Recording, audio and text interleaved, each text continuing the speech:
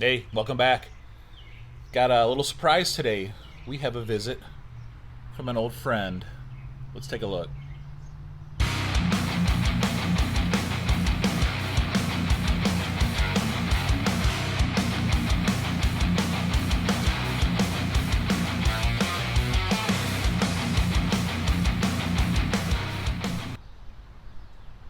Okay, so if you dig back in the channel, probably one of my most popular videos is a walk-around video of this truck when it belonged to my buddy Eric. Eric ended up selling the truck, and another friend of mine, Jason, bought the truck. He's been wheeling it a little bit here and there since he's bought it. But we've been doing a lot of upgrades and fixing stuff, and it's back. And it initially came back for a full front end rebuild. I had to rebuild new ball joints, wheel bearings, tie rods, steering links, all of that. I've already done all that. Prior to that, Jason had taken the truck in and he had two ARB air lockers installed in both axles. So now this thing is locked front and rear, but he didn't have any way to control them yet. He didn't have any kind of onboard air system. So after rebuilding the front end, which I said is already done, my first job was to build a complete onboard air setup for it. So I'll show you how I did all that. It's already all done. Some of this video is kind of an afterthought. A lot of the stuff has already been done, and I didn't think I had to film all of this while it was being done in the moment. So a lot of this stuff you're seeing after the fact. So anyway, so I got the front end all rebuilt. Everything's all brand new in the front, and the onboard air system is done. I will show you that first, I guess, and then we'll get into all the other things that I did. Okay, since the truck has ARB air lockers front and rear now, needed a way to control them. So instead of going with an air compressor and constantly have to hear those things kick on and off, decided to go with a power tank setup for onboard air. So ended up taking a factory Bronco 2 spare tire carrier, and I cut it all up, modified it, made it so it's bolted to the floor underneath the carpet. Bolts to this trim panel. There's a big sheet plate of steel behind it. It's all riv nutted, so that's all securely mounted. We've got the power tank manifold on there, so the air line you see there goes to the dash for some manual switches, which I'll show you. And back here we took the storage compartment. Now he's got a spot for his air hose, and then a little bag of accessories like the tire pressure gauge and whatnot. So using that space for the onboard air stuff. So nice simple setup. Should work perfect with the air lockers. Give them air to re-air up the tires after a day of wheeling. Nice, easy setup. Like it a lot. So part of the interior upgrades the truck got was installed looks like a full-size Bronco V8 tachometer. It's had the stock V6 tach, so it took the cluster all apart and then fitted a factory Ford V8 tachometer in there. Can't even tell the difference, but now it actually works right. Also, Jason ended up with the center console subwoofer that was in Gilligan, my Bronco 2. So he's got a nice little center console subwoofer and some storage now. That's nice. And as far as the onboard air system, which I just showed you, here's the controls for that. We got two manual front locker, rear locker, all controlled there, all plumbed front and rear. So nice and simple. So previous owner Eric built these bumpers from scratch. Very cool, unique bumpers, front and rear. Unfortunately, paint did not hold up well over time, and it never had any kind of tire mount on it. So I am building from scratch a swing out tire carrier for Jason using a kit from, this is from EMS Off-Road. So I got the spindle mount kind of made these plates, welded those to the top side of the bumper. Over there I'm still building the latch part of it anyway here. So I'm getting ready to just cut a piece of sheet metal, gonna box all this in, get this all welded up. And then we'll go ahead and get this all sealed up with some core seal, hit some paint on it, and then see how she looks. Alright, got both bumpers off the truck, getting their first coat of the core seal.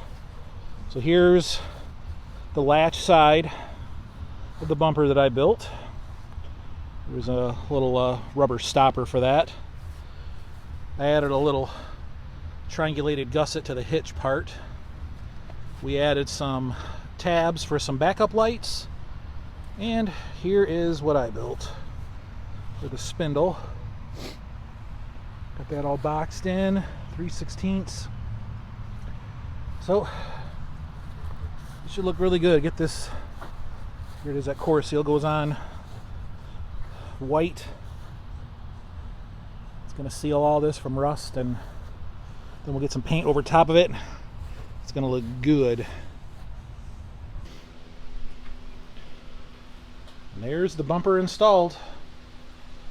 A couple good coats of some low gloss black. Added some backup lights. This turned out really freaking cool. Nice and smooth. Did a little more trimming on the fenders to give them some more clearance at full stuff. Repainted the corners.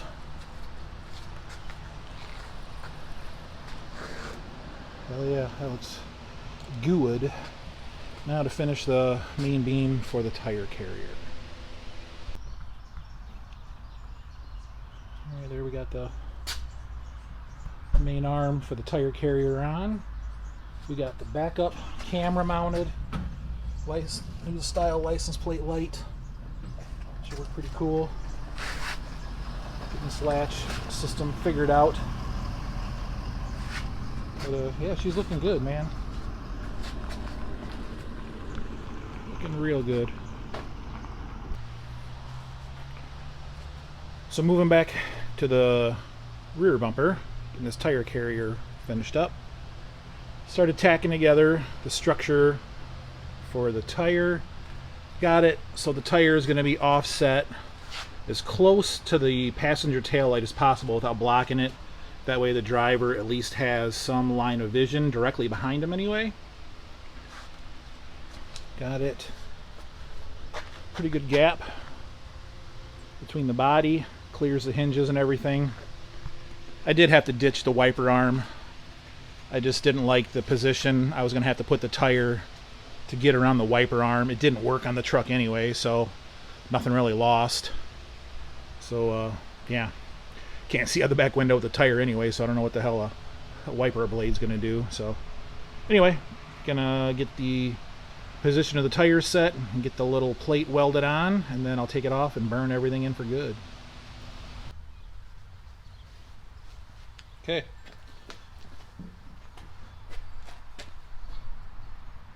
Got the lockout mechanism done. There we go. In here, lift it, go past 90 degrees, come back, lock at 90, latch it up. Perfect. So for a locking mechanism, what I did was made a little standoff for the locking pin, and I had this concave washer, I believe it's for like a strut, and opened up the hole to fit the pin, welded it to this. I didn't want to drill a hole in it, so then it just collected water and junk and then rusted from the inside out, so I just welded that on top. Click. There it is. It's in just like that. That should work nicely. And then when it's closed,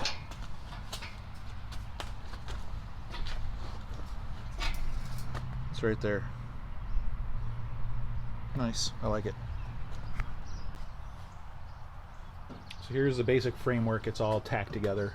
Only thing I gotta do is just change that latch. I don't like that thing. I got some new ones to try. But anyway, it's all tacked together. Just gotta take it off, weld it all up, put some wheel studs in the plate there. Had to open up those holes a little bit. They didn't have the 5 on 5.5 bolt pattern was a little bit wonky, so. But anyway, there it is. And get it all off, burn it all in for good, and then get some quarter seal and some paint on it today. All right, this is all welded up. All the seams are done, capped off, everything. Turned out really good. Gonna take it outside.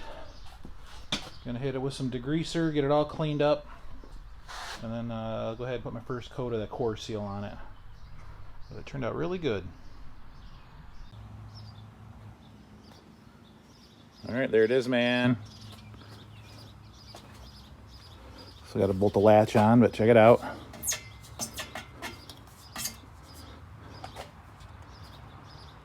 Oh, damn, it didn't push hard enough.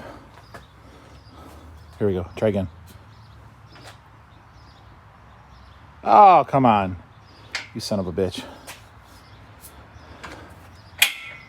Bam. There we go.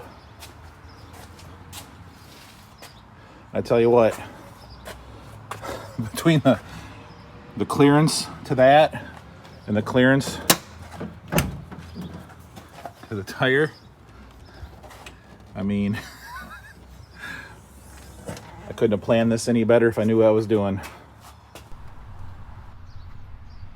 And the latch mechanism, it's all done.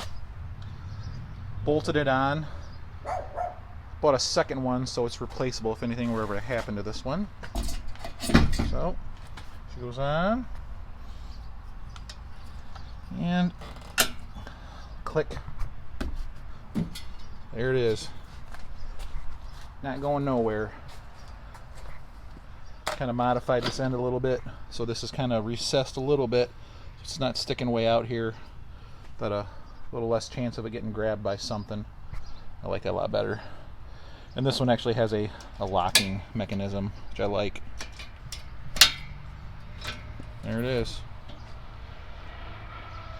Done. I like it.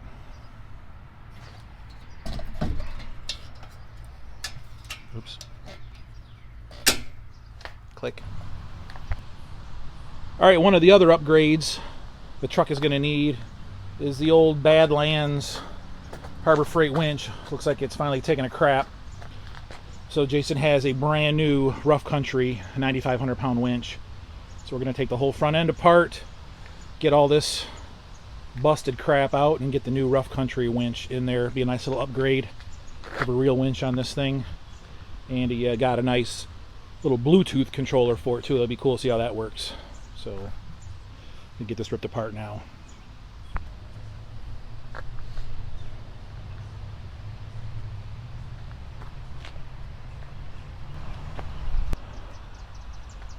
And front bumper is all back on, painted, sealed. We got the new Rough Country winch on. We just gotta dismount the control box from the top of it. We're gonna mount it over here. Figure out the wiring for the Bluetooth controller. I think I look damn good now.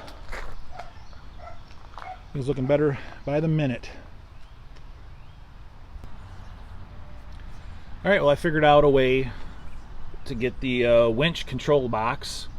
We took it off of the winch. Obviously, there is not enough room because it goes on top. Took it all apart, moved it over there, and the plug for the wired remote goes in on the side of it. Once you put the grill in, you ain't never gonna be able to get to it. So I came up with the idea. I moved it over there, lengthened some wires, drilled a little hole in the valance, and plugged it in there. We got the Bluetooth remote there. So now we have a little bit of redundancy here. We have the wired, which works. We have the garage door opener that works. And a little key fob. that works. So, slick little setup. I'm gonna go ahead and throw the grill back in this, get it all cleaned up, buttoned up, throw on his new lights, and the front end is a wrap. All right, the front is a wrap. Got his new KC LED, what are these, slim line, I think they're called. Some bad lights, man. Got the covers that pop off. He's also got the amber snap-on covers for him too. That's gonna be super nice. Got the Warren Spydura. It's a reflective winch line. It's full synthetic. That thing just barely fit on that drum. But it's on there. So, and you also notice he added a cowl fiberglass hood to it too. So now he's got some a way to evacuate some heat under the hood. This should make a nice difference with underhood temps. But apparently the truck runs cool. It's never had any kind of overheating problems, but that can't hurt. It's all open on the backside. So there we go. Front end's done. Call this a wrap. All right, I think that's gonna call it for this project here. I think I'm done with everything I needed to do on the Explorer. It was definitely cool to get the truck back and put my hands on it again and do some more upgrades for Jason.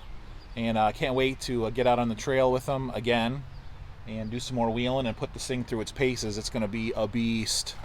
Off-road, the lockers, the 5.0.